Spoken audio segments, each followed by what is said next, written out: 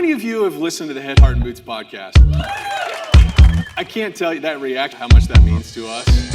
Welcome back to the Head, Heart, and Boots podcast. I'm Chris. And I'm Brennan. Join us as we wrestle with what it takes to transform ourselves and the businesses we lead. This new camera angle makes my arms look smaller than yours. I'm noticing that, and I really appreciate it. I thought you did that on purpose. No, I didn't, and I am not happy with it. What's up, man? How are you? I'm good. I see what you did there. I jumped on it. You did. I saw that. You were springing on that bad boy. You have got a topic for us. We started batting it around during our coffee sesh before we got started today. It is just for kicks. I'll mention to people that it is literally New Year's Eve. Yeah. And you and I got in here to the studio. It's been a hot minute since we've been recording. It feels good to be back behind the microphones, to be honest. Yeah. And we are laying down some conversations, got some fun episodes we're doing. But before we dive into the topic today, let's get into our sponsors. Answerforce.com. Everybody needs redundant systems when it comes to our call intake. If you are still dependent on your spouse or a family member or your single receptionist to handle all your call intake, your system's broken, right? Because what happens when they go on lunch? Then what? Whoever just randomly answers the phone? Okay, it's a problem. AnswerForce is a great gap filler. It's a great solution for that fundamental problem. And the calls that are coming into they're valuable, right? We've spent a lot of money already. Don't chance it, right? And their base package is $370. And they said they actually even have a lower one, and there's no contracts. Flex up, flex down. Answerforce.com, a great call reception partner, solves a critical problem in virtually all restoration companies. Create some redundancy in your call intake. Right. Don't lose valuable leads because you mishandled them. Love it. Liftify.com/floodlight. You guys know, partners in crime. We dig them, their platform. Ramp up the number of 5-star Google reviews. Grab the SEO, grab the online attention, maximize your brand, get more business. Liftify.com/floodlight. And last but not least, our friend, our partner, CNR Magazine, Michelle and the team, rocking it, crushing it, gathering all the inside information, giving you the details, the know-hows, the know-whats in our business. She's got a massive thing planned for this year in terms of the different content they'll be continue to put out and provide for all of us. We're going to actually partner in some of that, and so it'll be fun. So do yourself a favor there. Get connected with CNR Magazine. All their digital content, their print content solid. True friend to the industry.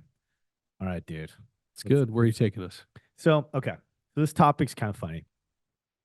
We learn so much by watching our kids in terms of just being in that relationship with them, listening to their struggles, all the different things they wrestle with. So much sometimes it just turns into a giant spotlight for me on an area that I've just missed. I just missed that's been a struggle, a blind spot, an issue, whatever it might be that's held me back or that I've wrestled with personally and just couldn't put words to it. But for whatever reason, you watch your kids and you're like, boom, that's what it is. Here's the thing, right? And so, both my kids, early 20s, starting to explore kind of the professional world to a certain extent. And my daughter is I just call it mid-level manager. She's an assistant manager in a retail business, a spa business.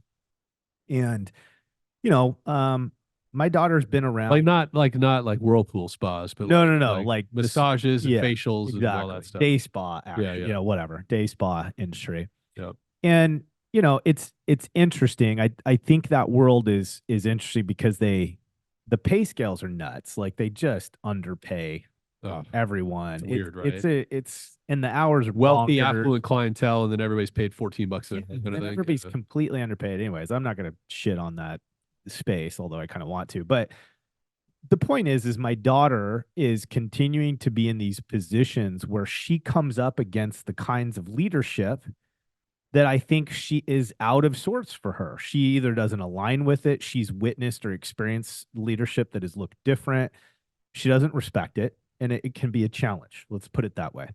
Anyway, she was going through one of those situations, and it was basically the way that she's being spoken to, the way that we, that particular owner and key leader lives out some of the practices of the business and some of the principles of the business. Long story short, it doesn't feel good. Yeah. Okay. And so I'm listening to my daughter interpret, I'm using that word on purpose, her experience with this individual, what was said, what the behaviors were. And then she's, for all intents and purposes, she's telling me her version of the story. Yeah. And because I know my daughter so well, because I care about her so deeply, I just see her actions and her behaviors a little bit differently than she does, just like we all have people in our lives that are capable of kind of seeing these experiences through More a different clearly. lens. Right. They see it clearly. If we're honest, they see it more clearly. Yeah. And as I'm listening to my daughter retell the story, I can't help but think. And again, it's like if she were to listen to this episode, I want to make sure I'm really clear here. I'm not devaluing what she experienced. Yeah. She had an emotional and mental interpretation of an interaction with another human being. An experience. An experience. Yeah. I'm not taking away from that. Yeah. It made her feel a certain way. And then when she told that story to her mom and I, she's interpreting that story through the lens of how she experienced it. Yeah. And the reality of it is that what she experienced still may not be the truth. Yeah. There's a lot of truth in it. It may or may not have been presented well. There may actually be some real failure in behavior on the leader's part. Yeah. I'm not questioning that. And I do know also, though, that my daughter received it a certain way through her own lenses, her own baggage, her own life experience. She interpreted that interaction. And when she went to tell somebody else the story, her voice, her body behavior is interpreting that story to match what she experienced. Okay? Yeah. It's kind of a complicated opener here. Oh, no, dude. Right. I'm with you. I'm with you. Keep going. So what it caused me to do, some people listening to this show know this, and many don't. I had a previous experience in my career that there was a breakdown in relationship as well, and the interpretation of that relational breakdown produced fruit.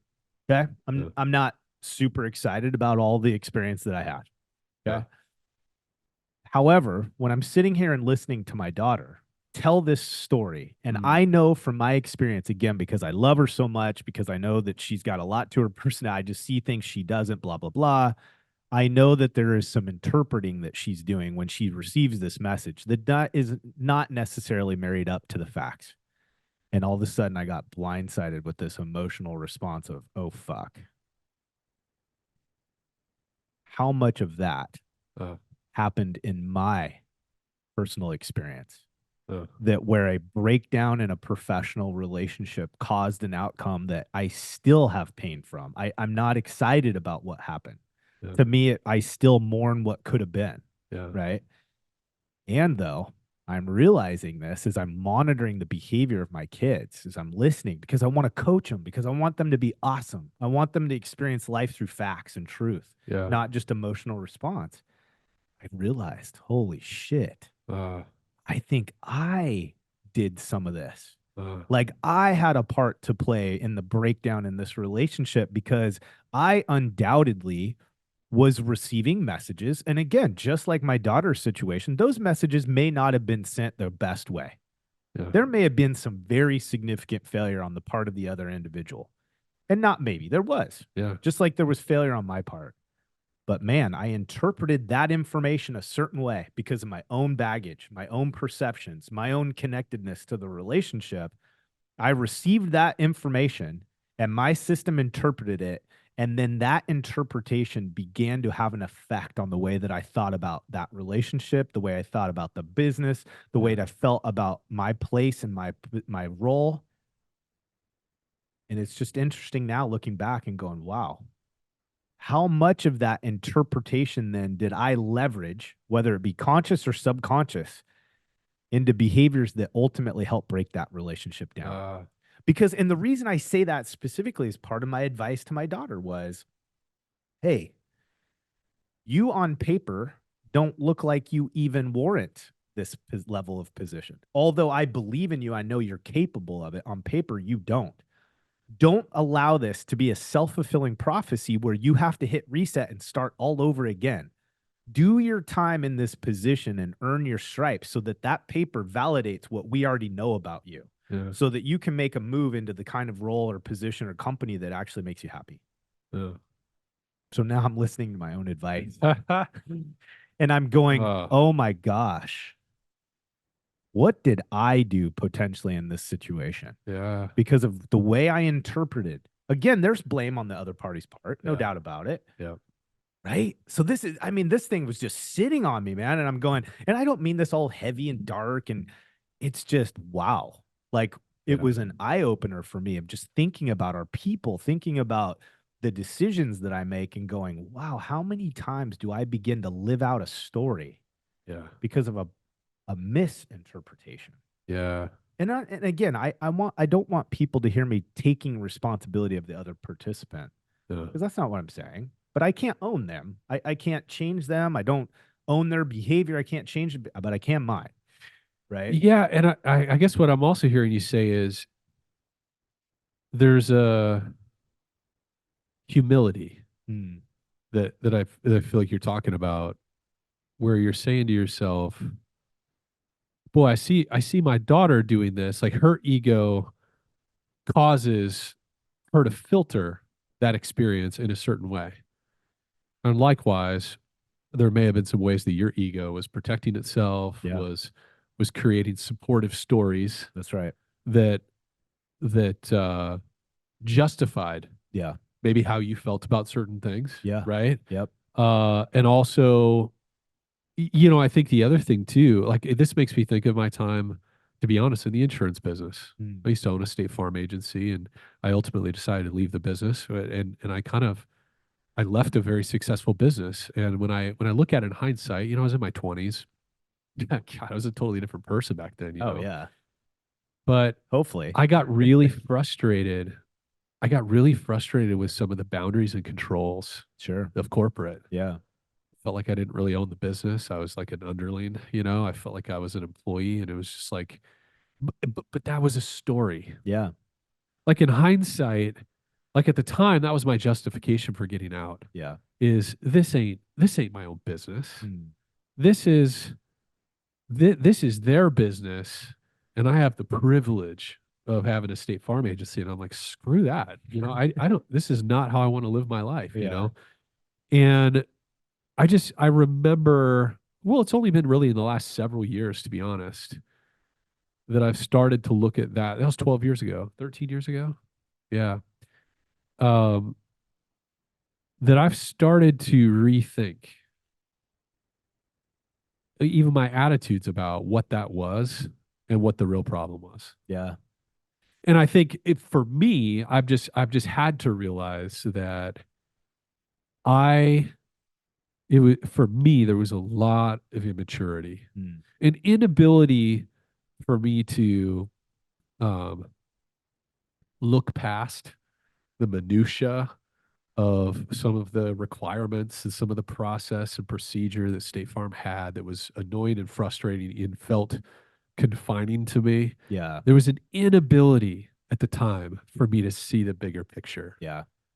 And I really stoked the breakdown of that relationship because of my immaturity, my demand that State Farm see it my way. Yeah. And at the time, I had this whole my ego had this whole justification. In some ways I was the same guy that I am today. I really love innovating. I love coming up with new ideas. I'm a kind of real creative person. And in a franchise system, which State Farm isn't technically a franchise system, but operates very similarly, uh, State Farm could give a rip what my great ideas were. They had a system Yeah. and they expected me to work it. Yeah. And I never could change my orientation to how do I apply my creativity within the existing system, Yeah. because I'm not going to change, $100 billion Yeah.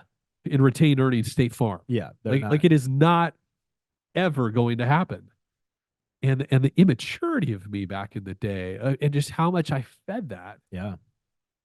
And in hindsight, it's like when I was in it, all I could see was just opposition from state. Like, do they realize how good I'm like, how can they not acknowledge how good I'm doing as an agent? I'm freaking producing left and right.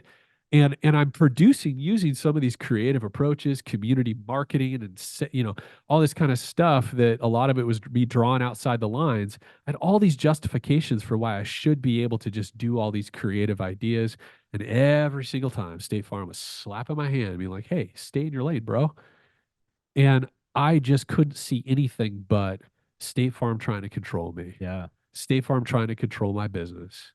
Meanwhile, my friend Jim Coolman, if you're listening, Jim, I love you. Jim was my mentor. And Jim was like, whatever. Like Yeah. his attitude was, all right, just play by State Farm's rules and just work the system and then go have fun. Go do your creativity somewhere else. Yeah. Build the business up to where you have the money to go buy other businesses, go start other companies that you have total creative latitude Right. to run the company, build it, scale it however you want to. And in the moment, my maturity, You were stuck. I was just stuck. Yeah. It was just a total ego hook. It's interesting because I feel like obviously this is super relevant to us as individuals. It's super relevant to anybody listening. And though I think of so many of our people. Yeah. Because look, dude, let's be totally open here. We had some real significant personnel failures this last year. Boy. Jeez. And as much as we teach and work on and love culture and commit to culture and leadership development, all the things, we're humans and we're not perfect. Yeah. And sometimes you and I send a missed signal, and our people are just as susceptible as we are to a misinterpretation of that signal, which then in turn causes them to act in such a way that ultimately put us into a position where there wasn't a lot of going back. I right? think even more so because of the power differential. Which I think Yeah. we forget about. I forget about sometimes Yeah. is well, I think we do have a greater burden of clarity Yes.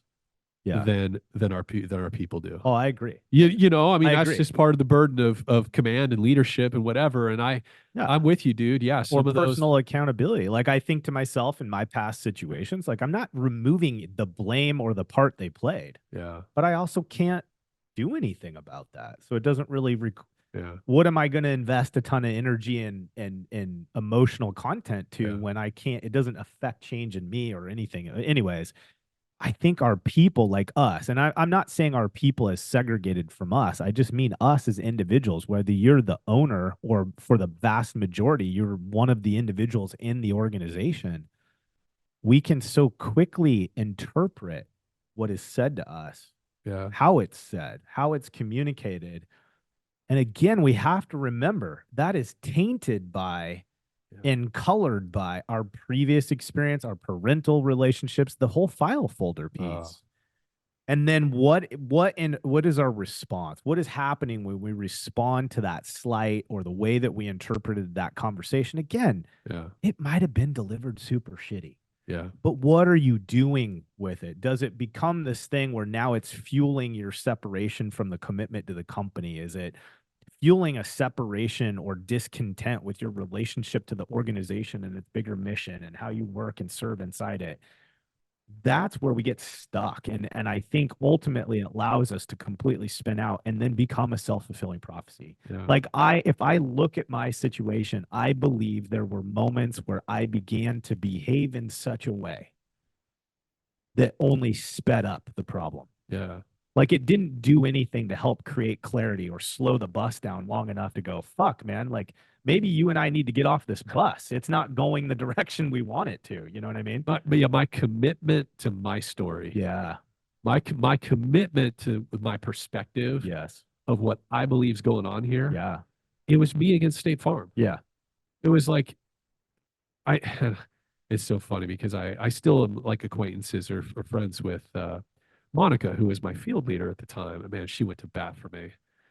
She liked me. She believed in me. She saw she saw all the good that I was doing and like the good motivation. Yeah. And she tried so many times. Yeah. She saw the intent. She knew my intent was pure. She knew I was a good actor, that I wasn't a bad apple, all those things. Yeah. Because she was up close and personal. I was one of her 10 agents or something that she was working with. Yeah. And she was trying to coach. She's like, Chris, trust me, State Farm is not going to move on this. Like, is there a different way you can look at this? Yeah. To like she's like, I get it. Yeah. And she was so good. She's such a good person, but I could not step out of my story. I couldn't step out of my perspective in that. And I think there were so many things going on. We talked about that whole thing of the file folders, Yeah. how we all have these woundings and these experiences that, somebody says something to us and it triggers like a reference to that thing that happened, years ago in a lot of cases. Yeah. And it was totally triggering that in me. Hey, you're not everything you're cracked up to be, Nordyke. Yeah. State Farm could give a shit how many life policies you wrote, how many new households you brought in this last week. Rules are rules, Nordyke. You ain't worth us making an exception to the rules. Like, that's all I could hear. Yeah. Yeah. And it had nothing to do with State Farm. That's right. Yeah. What it had to do was the Vin Diesel experience that I had Right. 3 or 4 years prior. Yep. It had everything to do with other kind of childhood experiences that kind of fed that thing of needing to impress people. And then I was in this moment at State Farm where I thought I was impressing everybody. And then this State Farm, I'm talking about as like a person, but the people, these overlords at State Farm were like, yeah, we don't give a shit. Yeah. Like, there's 17,800 other agents, and many of them that are high performers like you. What makes you think you're going to be the exception to, like they were basically saying, yeah, you're not special, Nordyke. Yeah. And that hooked. Oh yeah. That thing in For me. you especially. Right. Yeah. Oh, Yeah, I think that's the interesting thing about kind of the story in general. I think about my daughter and I think, I know some of the stories in her past that she leans into when she's interpreting the way people are talking to her. yeah. And rightfully so. Like, we've had these legitimate things that have happened that shape that response. And again, I think there's times where it may not be a lot of percentage, but there's a specific percentage where she's lumping how she's hearing something Yeah. into, that's just like X. This is what they're doing, how they're acting, how they're responding, blah, blah, blah. And I just think ultimately it's a disjustice for us in terms of what we can accomplish and can't accomplish. I just think we miss the opportunity. If we can't dig into that, if we can't wrestle with it, I think it's going to be ultimately a real limiter to us in terms of what we can accomplish and what we're able to do in our careers and our businesses or whatever the case may be. Dude, we've got this weird. Are you watching the video here? We have this super weird delay. Yeah. It's odd. I don't know what it's doing. I don't know what that's about. We may have a bad video recording. I think one of the things this brings to mind for me is I'm learning I have to be careful what I'm certain about. Oh, yeah. You know what I mean? Yeah. Like that to me, that's what this conversation points to in me. It was funny. I had this conversation with my youngest boy this morning. He he was playing a piece of music on the piano. He's a piano player. And I'm a piano player. And he was asking me what key this particular song was in. And I'm like, well, it's F sharp and C sharp, or, the sharps there. He's like, no, Dad, I think that's an A sharp and a B sharp. And I'm like, dude, I'm pretty sure. And I walked over and I checked the piece of sheet music, and he's like, no, Dad, really? And so I walked back over to him and I pointed at this particular song. Only music people will actually get this analogy, right? But so I apologize. But some pieces of music have 2 treble clefs instead of a treble and a bass clef. And this was what my boy was hung up on because he's new, he's young, he's been playing for a few years, but he hadn't seen a lot of this music. And I'm like, dude, do you see how there's 2 treble clefs? That's why it looks like an A sharp and B sharp. I said, but it absolutely is F sharp and C sharp. And he's like, oh. I'm like, dude, be careful what you're certain about, bro. Man. Because that, like, I catch myself feeling really gosh damn certain about things pretty often, Yeah. that I know what's going on here. I know why the person said or did that thing, Yeah. right? Yeah. I know why they didn't, reply back. I and then of course you find out 99 times out of 100 that the story is at least a little bit different than what you were so certain about, Yeah. Yeah. right? I think that's a great analogy to be connected with. There was that one variable Yep. that he didn't have context Didn't for, have a bunch of experience with, right? And it changed the outcome of the entire thing.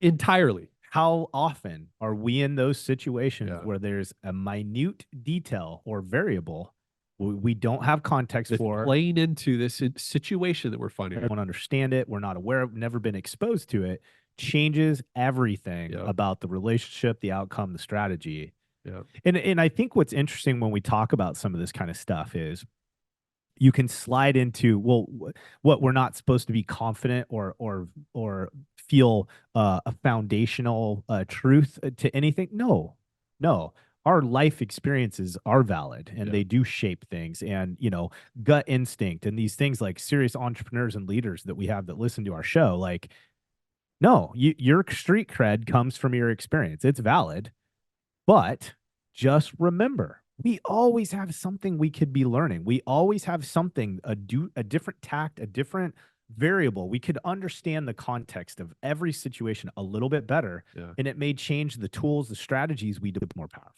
Dude, I have a thought. This might be a good summary thought. Okay.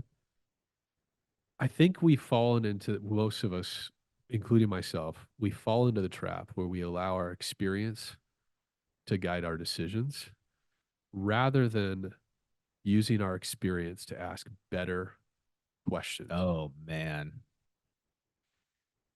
Say that again. When I think most of us fall into the trap of, oh, I've been here, done this, seen this, heard this.